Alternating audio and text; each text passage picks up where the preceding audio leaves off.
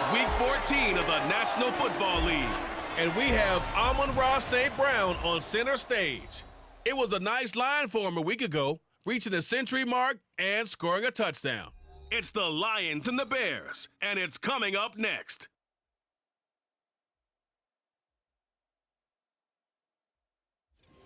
Now, the good news is that the winds aren't as violent as they were yesterday in Chicago, but it's still pretty darn cold. To be expected, I guess, for December football at Soldier Field. Today, it's a Week 14 matchup that should be a good one, as it'll be the Detroit Lions taking on the Chicago Bears.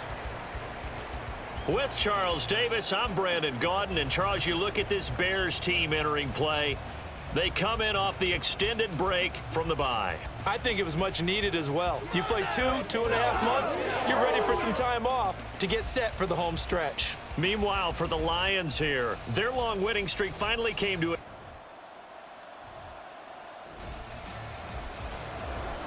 Nothing on the scoreboard, 0-0 as the offense gets ready to take over the football.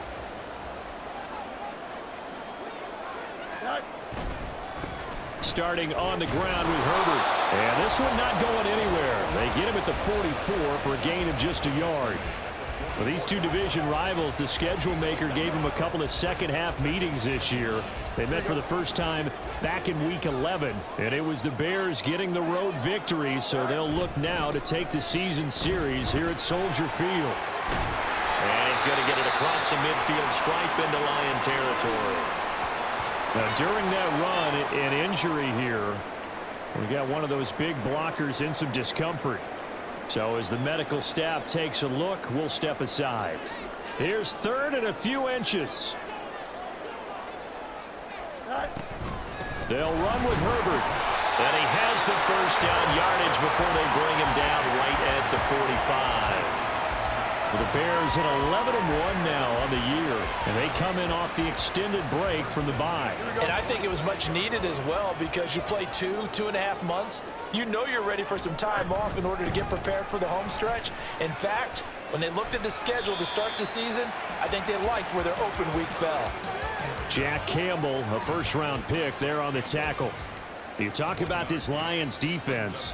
They've been dreadful against the run. No getting around at number 32, dead last in the NFL. One thing players always tell us is that they never really pay attention to numbers. I don't believe them for a second. They know where they rank, okay? They're not quite at the top, but they're far from the bottom. But let's face it, they want to move up. In order to do that, they've got to look at each other and make sure everyone's taking care of their assignments in order to play the run better. A dime look defensively for the Lions on third. Here's Fields. And he's going to get this inside the 30. Fields, we know he has the good mobility. He flashes it there as he scrambles for the first down. No surprise to see him running again here. It's something he's done throughout this season. And that run puts him over 500 yards on the ground for the year. He's got to be thinking to himself, if I'm already at 500, what's to stop me from going for 1,000? He's out of bounds, almost gets to the 10. 17 more yards on that one as they keep the drive rolling. And that's a run that'll energize an offensive line. They'll take that one all day long. Fundamental breakdown by the defense. You've got to be able to make plays on the edge. They'll run it here. This is Deontay Foreman. He'll get this down inside the 10 for a pickup of about 3. Not a big run, not an explosive run, but they've held the ball for plenty of plays on this drive. They're just trying to impose their will on the defense right now. Foreman's going to get it again on second down. And he stopped immediately there. No gain on the play, and it's going to bring up a third down. Looked like he was trying to bounce it outside, but no success. Yeah, sometimes you got to just figure out where you're going to go, and sometimes you just have to take it to another spot. And trying to get it outside, the defensive pursuit was there and just ran him down. Now a third down throw, but it misses the target, incomplete. They converted twice on third down that drive already, but couldn't make it a third. We always talk about in-game adjustments. How about what the defense did there, able to shut them down on that attempt? Santos' kick is up and through, and it's 3-0. The Bears hit the scoreboard first. So a pretty good opening drive. That'll make The Bears offense ready to go for their next drive. And you figure this should be a healthy, a focused unit, and they're working on a good winning streak. They had the week off last week. This is really a team, Charles, that should be in top form. I would agree absolutely with that. What coaches worry about, what organizations worry about, though, is overconfidence. They've been playing so well, and now they've had that extra time off. And we've seen teams come back off the open week and come out flat. So what a lot of good coaches do is they kind of game plan for that with their teams. On defense, they may blitz more in the beginning to get them going. On offense, they may go more up-tempo. Anything to get them out of that lethargy right at the beginning. 44 yards rushing for him now on just 6 carries to this point. His first carry of their second drive, pretty solid. And, of course, remember back to their first drive, really strong throughout that one. Not only is he getting good blocking up front, but how about his vision to find the holes? And he's seeing things before they even open and hurdling through them. And a good physical run that time. He's going to wind up gaining 5 on that one. Consecutive positive runs for him on the last 2 snaps. He certainly appears to be trying to put the offense on his back and just move them down the field when his number is called. The way he's running it, I keep going back to him. Now Fields. Oh, that's into a double team, and it's intercepted. Chauncey Gardner-Johnson with a pick. And his guys are going to get the football at the 37-yard line.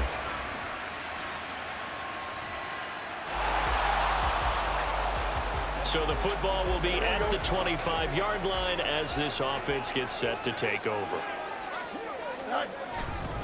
Now Herbert to start the drive. And he is going to be stopped cold behind the line of scrimmage. A loss of a full 3 yards, and now it's second down.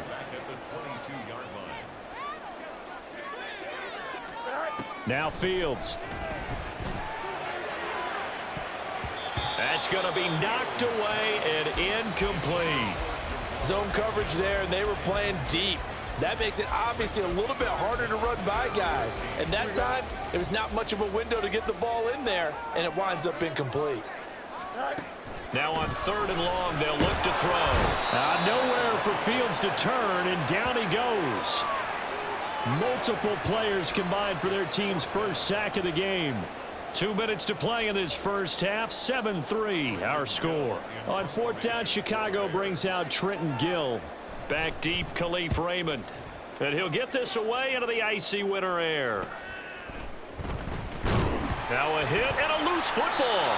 Oh, one of the linebackers has got it. And to the 43. So down inside the 45 to the 43-yard line. That's where they'll take over. And maybe getting a little too cute there on the punt return. Sometimes they forget paramount holding on to that football. I really do believe most of the return guys think to themselves, when I get the ball, I'm going to make the play that's going to change the game.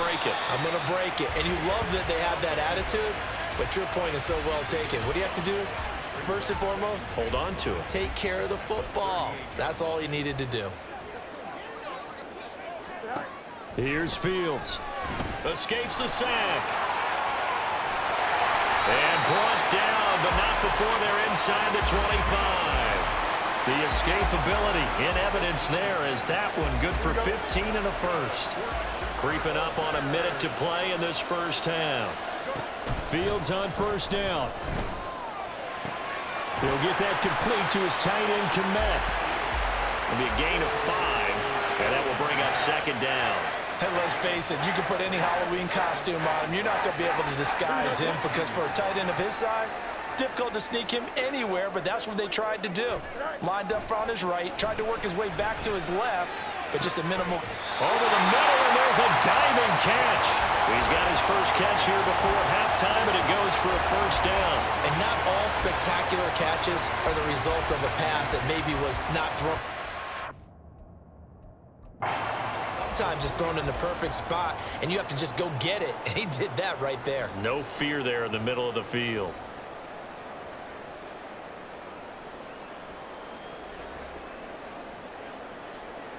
They come out with 1 back and 3 tight ends. Herbert trying to get to the goal line, but he's going to be stopped at the 1.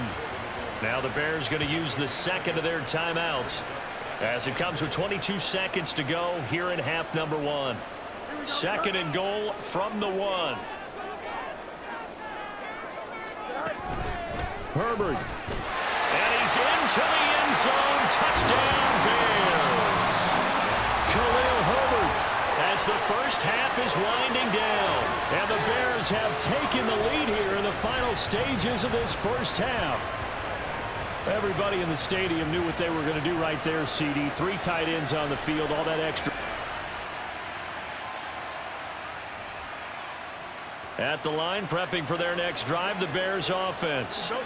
But Charles, for them, pretty good first half on the ground. They had some success running the ball in quarters 1 and 2, and they've got the lead now, a chance to expand upon that lead here with their first drive in the third quarter. Yeah, and believe it or not, you and I have noticed that this great game of football has shifted towards pass first, run second. So for me, it's really nice to see some of these teams keeping the ground game as a big component of their offense, and it's working pretty well for them now. And let's face it, they can continue to do damage with it. And in addition, it sets up the pass game really well for them too. Just not a whole lot of room to operate there on that carry. No, not at all. They did a really nice job staying in their proper places and not allowing any lanes to open up.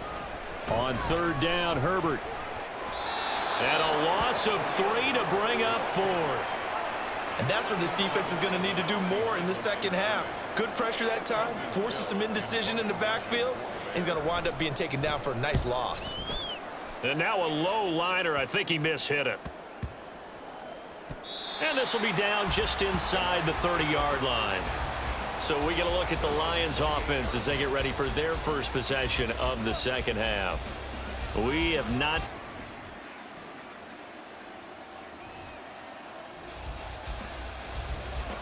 So the football will be at the 25-yard line as this offense gets set to take over. They'll start the drive with a give to Foreman. And not much to speak of. Call it a 1-yard gain up to the 26. That felt like a trap because it looked to me like the opposing front was on that play from the get-go. They had everyone crashing the ball carrier before he even made the line, and they hold him to just a yard. On second down, a run with Herbert. Runs through the contact. He takes this for 3 to the 29. Oftentimes we praise an offense for their variety of being able to hit people with the run in the pass, but in this game, how about what we're seeing from the safeties? They are all over the field. Doesn't matter if they threw it or if they're trying to run it. I don't think we've ever awarded an MVU, most valuable unit, but you're right, it might go to them in this game. I like that, MVU. Well done. Now throwing on third down there, but he cannot connect. Here comes the Bears punter now, as he'll come on to kick this one away. The call for a fair catch, and it's made at about the 23-yard line. So a change of possession here on the punt, and the Lions will take over.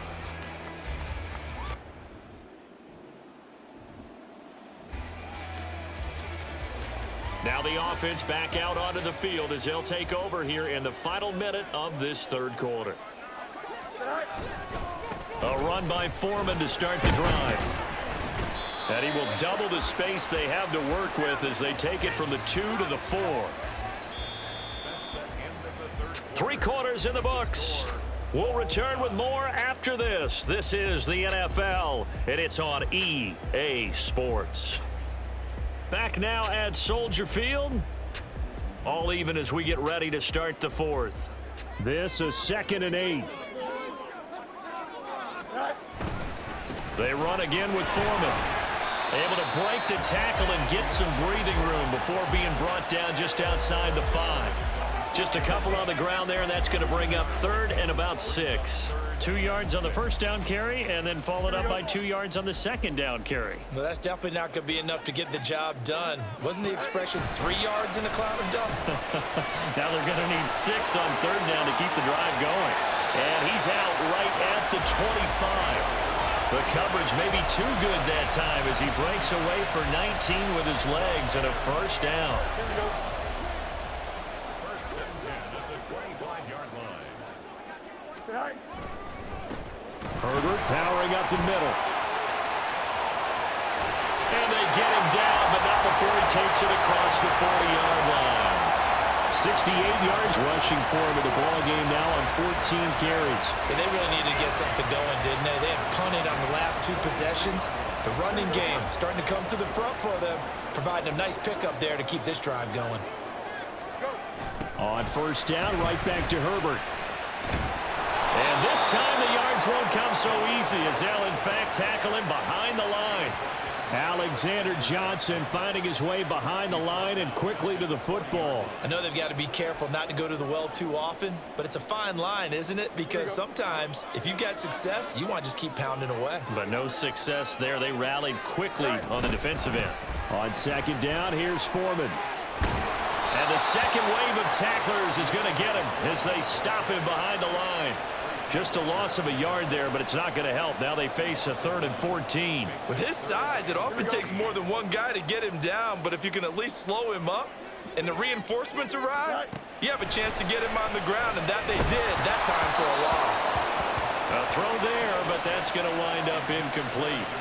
Defensively, mission accomplished, and now with under 3 to go, they may be the last team holding the football. They may very well be the last team holding the football, unless, of course, you're facing a group that is really aggressive offensively and may want to take a gamble, but theoretically, you've done your job now. You should get the ball back on a punt, but I'd be alert for a fake. Here's the Detroit offense now as they...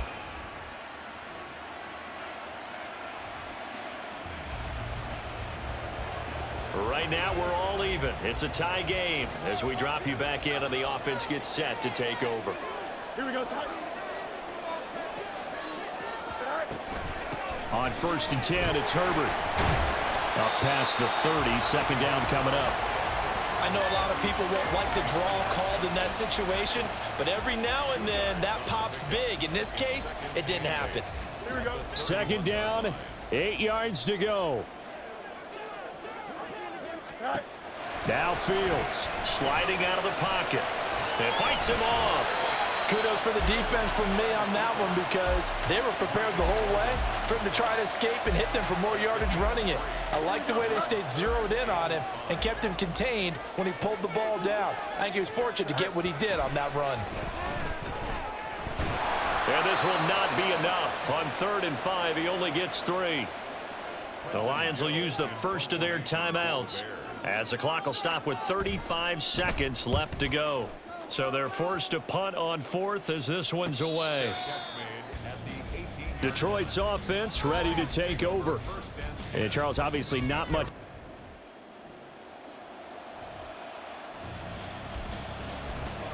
So now this offense will take over and they will have the football at their own 20-yard line. They'll start by running the option to the right. And he's taken down, but able to slip across the 35.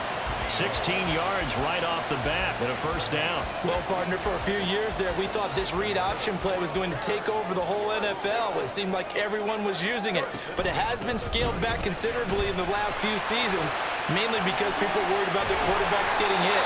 But when you call it at the right time and you use it properly, you see the type of gains you can get. A nice chunk of yardage there by the quarterback.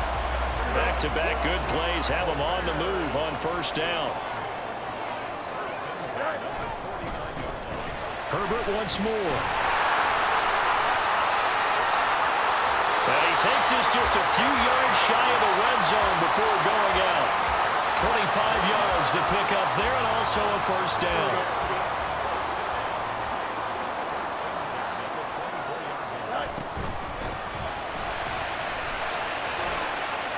And he'll get about 5 here as he'll take this down inside the 20-yard line. And I know you, with every carry, especially in overtime, you're just saying, if you're that ball carrier, hold on to the football. Hold on to it, protect it, but not necessarily settling because you're trying to get to the end zone. You're trying to end the game right here. I know the defensive guys poking. And he takes this one in for a Bears touchdown. It's a 19-yard touchdown run.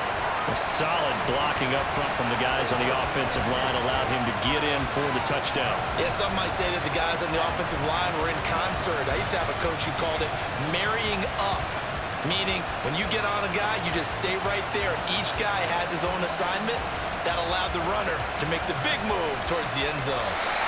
So So this one in the win column for the Chicago Bears. And it was a bit of a strange game. They were held scoreless through the entire second half, but their first half output, that's enough to carry them to victory. And that's an odd game to watch, isn't it? Because when we saw the output in the first half, you think to yourself, okay, they've got something working here. They know what they're doing. They'll continue that along. But instead, it's goose eggs in the second half. Fortunately, enough of a cushion and enough defense to carry them home. So for the Bears, the win moves them to 12-1 now on the year. And they will hit the road next week for a date with the Cleveland Browns. Meanwhile, for the Lions, they're squarely in play for next year mode now as they drop to 2-11. And they'll get a chance to redeem themselves at home next week. I'm Brandon Gaudin. Certainly have to thank Charles Davis, my broadcast partner, and our entire crew. We'll catch you next time right here. It's the NFL on EA Sports.